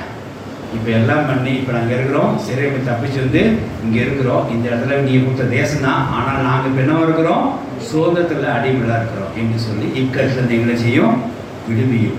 நாங்கள் ஒரு தீர்மானம் வரோம். அப்படி அதுக்கு அடுத்த 10வது பார்க்குறோம். நாங்கள் இந்த பிராரம்பம் செய்வோம். நாங்கள் வந்து கையெழுத்து போடுறோம், உடம்படிக்கல என்ன செய்கிறோம், தசம ஒழுங்காக செலுத்திடுவோம். லேபருக்கு ஆசிரியர்களுக்கு சம்பளம் கொடுத்துருவோம். அதுக்கு எதாவது கடன் ஏற்படுத்தும், ஆலை கட்டும் கடன் கட்டுனா அந்த கடனை பொறுப்பெடுத்து கொள்வோம். இப்படி வாழ்த்துக்கு ஆசாரிப்போம், எல்லாம் ஆராதனை ஒழுங்கு இப்படி சொல்லி அவங்க தீர்மானம் பண்ணி முடிச்சுட்டு வராங்க. என்ன நடந்தது தெரியுமா? இங்கே பாருங்கள், வாசிக்கலாம். அதாவது 11:2 வாசிக்கலாம். என்ன பாருங்க. அதிகாரிகள் எருசலேமிலே குடியிருந்தார். மற்ற ஜனங்கள் தங்களுக்குள்ளே 10 பேரில் ஒருவரை எருசலேம் என்னும் பரிசுத்த நகரத்திலும் 9 பேரை மற்ற பட்டணங்களிலும் குடியிருப்பு பண்ணி சீட்டுகளை போட்டார்கள். தேவ பசங்க சோத்திரம் உண்டாதா. இப்போ ஆஃபீஸர்ஸ் மட்டும் என்ன செஞ்சாங்க, அங்கே எருசலேம் ஹெட் ஆஃபீஸர் இருந்தாங்க. மற்ற ஆட்களை இந்த ஆட்களை உள்ள விடலை. இப்போ என்ன செஞ்சிட்டாங்க, இந்த விடுதலை தியானம் பண்ணி இது வரைக்கும் ஆசவாத்தமே தியானம் பண்ணி தேவன்கிட்ட முறையிட்ட பின்பு கர்த்தர் இக்கட்டு எப்படி விடுவித்தா தெரியுமா? அந்த 10ல் ஒரு ஆள் நீங்கள் எருசலேமுக்கு குடியிருக்கலாம்னு சொல்லிட்டாங்க. ஹல்லேலூயா. பெரிய விடுதலைங்க. எருசலேம் குவார்ட்டர்ஸில் அங்கே அடிமையாக இருக்க வச்சவங்க தான் என்ன செய்யணும், அங்கே இருக்கணும். என்ன செய்யணும், 10ல் ஒரு ஆள் நீங்கள் வரலாம். அதை எப்படி சூஸ் பண்ணால் சீட்டு போட்டுவாங்க, அதில் சேர்த்துக்கிறேன் அப்படின்னு சொல்லிட்டாங்க. வாசிக்கலாம். ஆனாலும்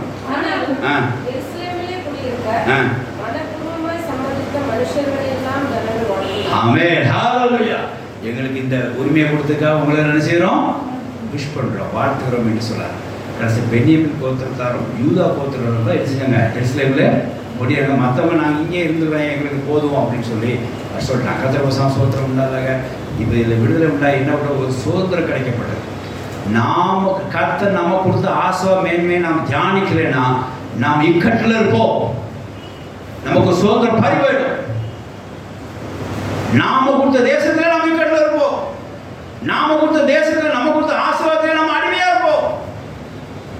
கர்த்தர் கொடுத்த ஆசீர்வாதத்தை, கர்த்தர் கொடுத்த போஸ்டை, கர்த்தர் கொடுத்த மேன்மையை நாம் என்ன செய்ய வேண்டும், தியானம் பண்ணி கர்த்தர் எனக்கு கொடுத்துருக்காரு, எனக்கு இது ஏமாத்திரம், நான் இது பார்த்ததே இல்லை இது வரைக்கும், நான் எப்படியாவது எப்படி எனக்கு இது கொடுத்துருக்கேன் ஆண்டவரே. அந்த ஆசீர்வாத மேன்மையை நாம நினைக்கலைன்னா, தியானம் செய்யலைன்னா நிச்சயமா இக்கட்டுக்குள்ள போயிடுவார்கள். அந்த சுதந்திரம் இருக்காது. எந்த சுதந்திரம் தெரியுமா? எந்த தேசத்திலையும் கர்த்தர் பரிசாக ஒரு காணாத தேசம் கொடுத்துறா, அங்கே அவர் என்னவா இருப்பார்கள், அடிமைத்தனம். ஒரு ஸ்டெப் எடுத்துக்கிட்டு இக்கட்டு என்ன தெரியுமா? நீங்கள் லெஃப்ட்லையும் போக முடியாது, ரைட்லையும் போக முடியாது, முன்னாடி போக முடியாது, பின்னாடி போக முடியாது, அங்கே தான் நிற்கணும். அப்படி தானே? இக்கட்டுனா அப்படி உண்டாயிரும். நம்ம சொந்த தேசத்தில் கர்த்தர் நம்ம கொடுத்த ஆசா மேன்மையை நாம் தியானம் பண்ணி தேவனுக்கு நன்றி செலுத்தலைன்னா அவங்க இக்கட்டுக்குள்ளே போயிடுவார்கள். அது மாத்திரமல்ல, இக்கட்டில் போன மட்டும் அவங்க சுதந்திரம் போயிடும், அவங்க இடத்துல போயிடும். தேவவசம் சுதந்திரம் இல்லாத நான் நிறைய இடத்துல பார்த்துருக்கிறேன். சில ஊழியர்கள் அவங்க சம்பாதிச்ச இடத்துல அடிமையாக தான் இருக்கிறார்கள். அவங்க பிரயாசப்பட்ட இடத்துல இன்னும் சில இடத்துல அடிமையாக தான் இருக்கிறார்கள். அவங்களுக்கு சுதந்திரம் அவங்களுக்கு கிடைக்கல. ஐயா நீங்கள் அந்த ஆலயம் கட்டுப்போ கூட உதவி இருந்தீங்களா? இப்போ நீங்களே இப்போ கடவுளுக்கு என்ன செய்ய சொல்கிறீங்க, எனக்குள்ள காரியம் அப்படின்னு சொல்லி இன்னும் அடிமைத்தனம் இன்னும் இருக்கிறான். பேர் சொல்ல விரும்புங்க. நம்ம கொடுத்த ஆசீர்வாத மேன்மையை அவங்க சிந்திக்கிறதுனால தியானிக்கிறதுனால இந்த ஜிப்போட மேன்மை தெரியணுங்க. இந்த ஜிப்போட மேன்மை தெரியணும். இந்த ஜிப்போட ஆசீர்வாத மேன்மை தெரியணும். இது தெரியல அப்படின்னா நிச்சயமாக ஒரு இக்கட்டில் தான் இருப்பாங்க. இந்த ஜிப்போட சோதனை அவங்க அனுபவிக்க முடியாது. அது தெரியாமல் இன்னும் சில ஊழியர்கள் இருக்க தான் செய்கிறாங்க. கர்த்தர் எனக்கு ஊழியத்துக்கு வந்து முதல்ல சொன்ன பாயிண்ட் இதோட மேன்மை தான் எனக்கு காண்பித்தார். இதை போட்ட அன்னைக்கு எனக்கு அபிஷேகம் வேற மாதிரி கிரியை செய்யுது. இந்த வேதவசனம் வாசிக்கும் போது எனக்கு ஈஸியாக புரிஞ்சுது. முதல்ல புரியலை. 10 வருஷம் சோத்திரம்னாங்க. பெரிய எனக்கு அபிஷேகம் ஒரு வார்த்தை சொன்னாங்க. ஐயா எனக்கு இந்த கால் வலிக்குதியா, படியேறி சின்ன பிள்ளை மாதிரி சொன்னேன். அப்போ தான் ஊழியத்தை எடுத்து பிடிச்சேன்னு வர. அப்போ மறுநாள் ஜோம் பண்ணும்போது நேற்று நான் ஒரு அபிஷேகம் பண்ணி வந்தேன் பாரு எப்படி உண்டாகும் பாரு அப்படின்னு சொன்னாங்க. கால் வலிக்கு இந்த அபிஷேகம் என்ன சம்பந்தம்? சரி இப்போ சோம் உண்டாகும் போல இருக்கு நான் நினச்சிக்கிட்டேன். எனக்கு ஒரு ஆவிக்கு ஒரு மைண்டு அந்த அபிஷேகம் ஓப்பன் ஆனதே எனக்கு தெரியல. 10 வருஷம் சோத்திரம் வெக்கத்துட்டு சொல்கிறேன், ஓப்பனாக தெரியல. அதுக்கப்புறம் அந்த அபிஷேகம் கிரியை செய்யும்போது தான் அந்த ஜிப்போட மேன்மையை புரிஞ்சுக்கிட்டேன். 10 வருஷம் சோத்திரம் உண்டாதாக. அதனால நம்ம சில இடங்களில் நம்ம கொடுத்த ஆசீர்வாத மேன்மையை நம்ம மறந்துருக்கலாம். நம்ம கொடுத்த ஆசீர்வாத வாக்குத்தத்தின் மேன்மையை மறந்துருக்கலாம். கர்த்தர் ஈக்குவல் நம்ம வச்சுருந்துருக்கலாம். நம்ம கூடிய இடத்துல நம்ம அடிமைத்தனமாக இருந்திருக்கலாம். சோதனம் எல்லாம் இருந்திருக்கலாம். ஒரு விஷயம் இந்த நாட்களில் இது வரைக்கும் கர்த்தர் நமக்கு இம்மட்டும் செய்த ஆசீர்வாதத்தை நம்ம தியானிப்போம். கர்த்தர் நன்றி செலுத்துறோம். கர்த்தர் நிற்கிறது விடுதலை கொடுப்பாங்க. ஆமென். ஹல்லேலூயா. சும்மா இன்னைக்குள்ள ஆசீர்வாதம் மட்டும் சோத்திரம் சொல்கிறோம். அது நம்ம டெய்லி அந்நாள் காலையில் சொல்கிறோம். ஆனால் அந்த வருஷ கடைசி வரணும் நம்ம எதுக்கு சொல்லணும்? பூர்வ காலத்தில் எனக்கா இப்படி எனக்கா அந்த வார்த்தை அருமை. எனக்கா இவ்வளோ கிருபை அளித்தீங்க. ஒரு பாடல் பாடுற அருமையாக பாடம். எனக்கா இவ்வளோ கிருபை. எத்தனையோ பேர் இருந்தபோது எனக்கு மட்டும் இந்த கிருபை அளிச்சிங்க. அதான் எனக்கா எம்மாத்திரம் நான் எனக்கா இவ்வளோ பெரிய ஆசீர்வாத மேன்மை நான் பாத்திரனே கிடையாது. எனக்கா இவ்வளவாய் அப்படின்னு சொல்லி நாம் தேவனுக்கு நன்றி செலுத்தும் போது தான் இக்கட்டிலிருந்து விடுதலை உண்டாகிறது. போராட்டத்தில் ஜெயம் கிடைக்கிறது. குறிப்பாக தேவ சொத்துக்கள் வருது. ஹல்லேலூயா. ஆகையால இன்னைக்கு நாம் ஒரு முடிவெடுப்போம். பர்சனல் வாழ்க்கையில கர்த்தர் உங்களுக்கு செய்த ஆசீர்வாத நன்மையை நாம் தியானம் பண்ணி ஜெபிப்போம். போராட்டத்திலிருந்து விடுதலை பெறுவோம். இக்கட்டிலிருந்து ரட்சிக்கப்படுவோம். குறிப்பாக தேசத்துக்குள்ளாகும். ஆமென். ஹல்லேலூயா. கர்த்தர் அந்த வார்த்தைகளை ஆசீர்வதிப்பார். ஆமென். ஹல்லேலூயா. ஹல்லேலூயா. நம்மளும் தேவனை சோதரிப்போமாக. ஹல்லேலூயா. ஹல்லேலூயா.